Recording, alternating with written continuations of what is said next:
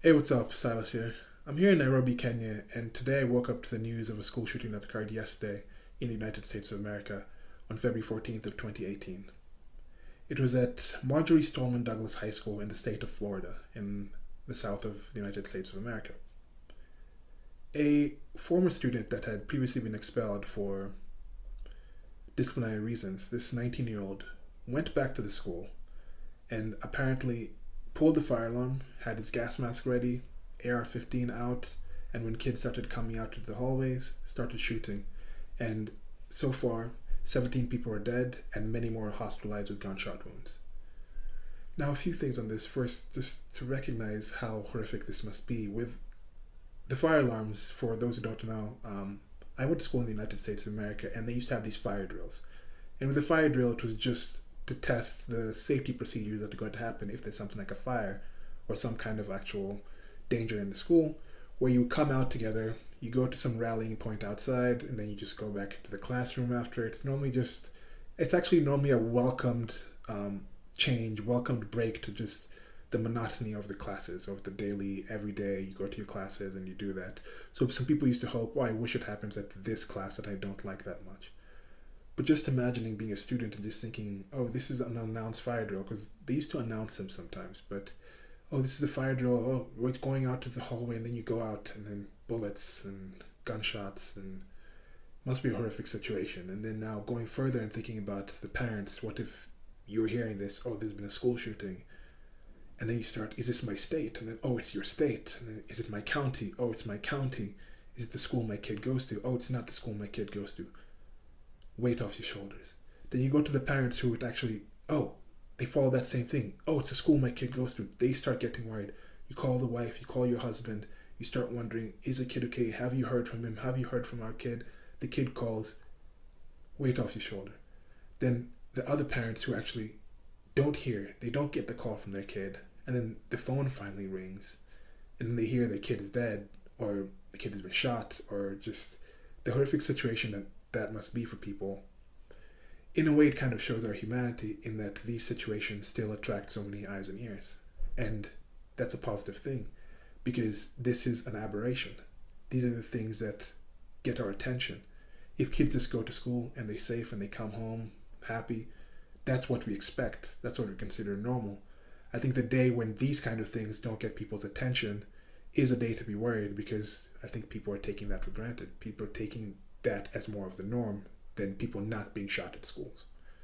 So I don't have a problem with people understanding that, look, a lot of attention has been drawn to this issue. So now that I have your attention, I'm going to talk about something that's important to me that I think should be important to you. That's actually what I'm doing in this video. I'm talking about issues that I consider important because I think this thing has gotten people's attention. This can be something we can learn from. What I don't like is a disingenuous nature that some people do this with. For example, the gun control lobby. One thing they'll often do is look at a place like Japan after this and say, look, there's more gun control laws in Japan. So we need to have more gun control in the United States of America, then we'll have fewer people dying like it is in Japan. Less kids will be shot in schools because we have this. Ignoring a lot of sets of things of why Japan is a different country, the number of people, the way they practice. For example, if I started saying, oh, we need to have fewer food fights in the United States of America, we need to just make sure everybody in Japan, like in Japan in high schools, they don't have janitors. The kids themselves clean up the schools, clean up the classrooms after them. And you say that's why there's less food fights. Because the kids understand if we have a food fight, I'm going to have to clean it up, or my friends are going to have to clean it up, so I'm not going to do it. So yes, that could be part of why they do it, but that's a whole different reason. I mean, it's not the only reason, it's not the main thing. Correlation does not always imply causation. There's other things about that culture, about those people, that's going to probably reduce the chances of them having food fights, whereas in the United States of America, they may have it more. And even with the United States of America, now that's just a school thing. I personally have never heard of a food fight happening. I don't know if you have. I think it's more of a TV thing where it's kind of a perception thing where this happens more than it does. So now with these school shootings, how often do they actually happen in the United States of America, considering how many actual guns there are in that country? Now you have that, and you have people talking about how there's, I think a news story here said 18 school shootings in 45 days. And I wondered, okay, how do you define a school shooting? How do you talk about what exactly is a school shooting? You have a situation where I saw this in one report. I'll try to find the article of it or the review of what people consider to be school shootings. And they say it was two men met in the parking lot of a school. They had an argument. One of them shot at the other one. That's being considered a school shooting.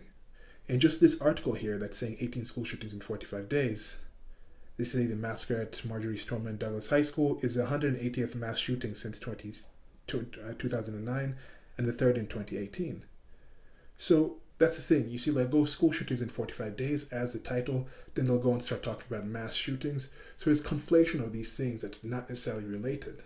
So why don't we actually focus on what is actually happening? Why don't we establish what do you mean by gun control? What do you mean by school shooting? And that's how you can learn from these situations. And you also wonder, why do certain people pick on certain topics? Why do you focus on a certain thing? For example, like the Japan thing. A lot of people would look at Japan and say, now this is more to the race realists, people more on the right that tend to be more on the right politically. They'll go out and say, oh look, racial homogeneity. That's why Japan has fewer school shootings. And then I'll say, okay, not quite, because you look at a place like Kenya. Here in Kenya, a few years back in Garissa County in the north part of Kenya, and Kenya is as racially homogeneous as most people would consider Japan to be. Race-wise, I think it's 98% sub-Saharan African. People look more or less like me, dark-skinned, and then they have a small percentage of Indians, people who came from the Indian subcontinent, from the country of India itself, that area that came in with the colonials of the British colonials came in. They brought a lot of Indians to kind of help run the railroads and help run some of the services, as India was an older colony of the United Kingdom, and a lot of these people settled and stayed. And then now people of European descent, European ancestry, I think that's a fraction. It's not even 1% of the population. So most of the people are sub-Saharan Africans. But you have that kind of situation where in a country like this, you have the gun control. It's very hard to get a gun in Kenya, A lot fewer guns per capita than in the United States of America. A lot more homogeneous racially than in the United States of America. Yet you still had this massive shooting in northern Kenya, in Garissa County, where about 150 people were killed in a school. What happened was some Muslim militants went into the school, shot the guards, locked up the school, said if you can recite some verses from the Quran, you can prove that you're Muslim, or this shows that you're Muslim, we let you go. And they let those people go. The rest of the people that were trapped in, by the end of the time, as I said, over 150 students and people were shot dead. Now you get to that kind of situation. Why isn't that discussed as much? Well, I know Africa, Kenya, these places, a dark continent, it's out of sight, out of mind for a lot of people. But this is something that's inconvenient both to the people on the gun control side. It's also inconvenient to people on the homogeneity side. But it's an issue. In this situation, I think another reason you're definitely not going to hear it from a lot of people on the left is that religious quotient of it. That aspect that these people were doing it in part due to them being Muslim and to the other people not being Muslim. Those were the people they targeted, those are the people that they killed. Now when it comes to the actual religion thing, I have some issues on this, on how religion is treated and religious thinking, that faith-based thinking, that saying, I am getting this from somebody else, I am not taking that issue onto myself. It's not coming from me, it's coming from someone else. These gunmen, I don't know if they were interviewed, but these gunmen that went and shot these kids, if you talk to them, I'm sure that some of them would say, this is something from Allah. This is something from Allah. This is something from on high. This is from outside of me. I am a jihadi. I'm fighting this holy war. This is from somewhere else. I'm hearing these people telling me things. I'm hearing these words. And you have a situation where Mike Pence was this... they had a situation on The View where, I guess, Joy Behar, or somebody from the political left, somebody in The View, which is this show where they have these women come on and talk about issues. They were talking about Vice President Mike Pence of the United States of America and saying that, I understand being religious. Being religious is one thing, and people on the political left, this person, Joy Behar, or whoever it was, is on the political left. They're less religious to at least the Abrahamic religions and those kind of things. I've talked about how I think they have a political religion in statism, but they don't recognize or they don't follow as much these actual old organized religions, Abrahamic religions.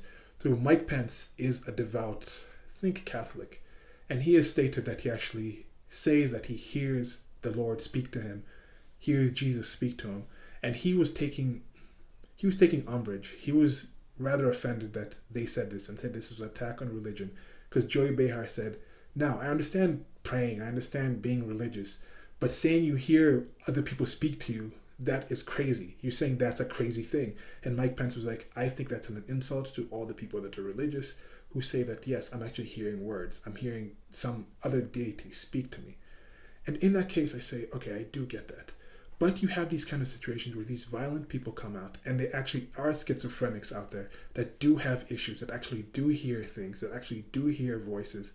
And that's one thing you find out where now you hear voices. Now, if you believe in certain things, if you're already predisposed, or if you've already been taught and raised believing certain things are real, believing certain religions, believing certain faith-based, non-evidence, I don't say non-evidence backed, but when you have these faith-based kind of ideas, when you have these ideas where you can actually just pull things out of your own experience, things that you hear in your head, things that you piece together, it gets to a situation where how do you define what is crazy and what is actually things that are actually happening? Where do you define, where does the line come where you say, okay, that is something that I did not experience. This is something that actually is experienced. This is actually my lived experience. And that's it. That lived experiencing. You have people on the political left talking about, this is my lived experience. This is something that I've experienced, so you have to take my word. Yes, you did see this. It's a microaggression. You may not have seen it. You may not have experienced it. You may not have intended it. But it's my lived experience, so believe me. Listen and believe. And then those same people will come out and look at people who are religious and say, someone like Mike Pence says, yes, the Lord is my shepherd. The Lord speaks to me. He guides me. I hear what he does. And I believe that he's true. That's his lived experience. And they say that person's lived experience is negative, is not true, is not real. So this video has just been a ramble of things. When they have these kind of situations, I find it hard to put together my thoughts as I'm trying to piece something together, trying to make sense of these situations and see the different things that come up to this situation and come up to this location. And I just try to think like, okay, this happens in Florida. I've been to Florida once. I know some friends in Florida, but no one in school there. Then I think about, should I be more concerned about the Garissa thing? Or it's a tough thing for me to kind of make sense of. And I do understand it's a lot tougher for people who are directly involved to make sense out of it. What I don't appreciate, as I said, is the general discourse that goes around it, where I think you should be more careful of what you say, how you apply it, and be more mindful of the people involved in these things, involved in the different aspects of it. One last thing I just want to talk about is the school system in the United States of America and the different things that happen. And I'm an advocate for homeschooling and different forms of schooling. Like here in Kenya, they have different forms of schools. Their government is trying to do the mass public education thing, where they have this situation where anyone of a certain age, if you live in a city, you have access to at least primary education. So that's standard 1 to I think 5. I think elementary school in the United States of America is what's considered primary school here in Kenya. It might go further. I don't know. Okay. Well, I attended a Catholic school here, and they had this mass type of thing. At the start of every class, at the start of every school day, we would all be collected in this courtyard, and we'd read through this hymn book, sing hymns, and read a prayer book, say a few prayers. And then once the classes actually started, we'd all be in one classroom, and the teachers would come around to the different classes, and that's how it would happen. And then what I'm trying to say is there's different forms of schooling, there's different structures of school, yet in the United States of America, there's this one-size-fits-all type of schooling that's trying to be done. And that's being spread all around the world, where they're trying to be like, oh, the United States of America has success, so let's try and be like the United States of America. Let's try and have our schools be like the United States of America. You have a lot of people who are like, oh, people went to school, people went to college, people had degrees, and that's why they're successful. This is in the United States of America and other places. So let's send our kids to school. Let's send our kids to college. Let's make sure they're going to be successful. Good intentions, the results are questionable. When you talk about homeschooling and things like that, people often say, oh, but how are your kids going to socialize? And the other day I was seeing this video of this kid just getting mauled and beaten up in school, and then that's not the socialization that you want your kids to have. This kind of event Now, if I just said, like, oh, if I was a homeschooling advocate and I said, look, now this is an example. This is exactly why you shouldn't send your kid to school, because this happens. Look how kids get beaten up in school. Look how kids get shot in school. This is why you shouldn't have public education. This is why we should abolish public schools. You'd say that is completely ridiculous. This is not indicative of schools. Yet, this very same people would look at those same few situations and point that situation out and say, because this has happened this small percentage of time in schools, we need to stop guns. Yet if I said we need to stop schools for that same small percentage, you'd point out that this small percentage. So, sorry. It's a jumbled video. It's a mixed up thing. Thrown out a lot of different ideas there. Tried doing a few different recordings of this, tried to put my thoughts together. But just wanted to get this out and talk about this and just put this out there. And there's going to be a lot more coming on this. A few of the topics and the things that I talked about in this, I'm going to pull out and talk about in different things. Might expand on some of the things. But my condolences go out to anyone hearing this who's directly affected by it, who's experienced something like this. Yeah, it's just a tough situation, and excuse my mixed up video, but thanks for watching. Like, share, and subscribe, and goodbye. So different things happen for the same reasons, or the same things happen for different reasons. Take the sign, for example. It says, warning, no trespassing. Violators will be shot, survivors will be shot again. Where do you think I saw this sign? If you to the United States of America, you'd probably be like flyover country, gun country, somewhere in the South. But no, I saw the sign in a fast food joint just here in Nairobi, Kenya, just a few days ago. I was getting some chips, samosa, and soda. In that same flyover country area, this same meal would have been French fries, samosa, I guess they'd still say that, and pop. So different thing, same meal, different ways to call it. So this is something to remember when people are talking about things right after a situation like this Florida shooting. People are going to react to the same shooting in a lot different ways and have many different agendas that they're going to use the same words and topics to kind of push.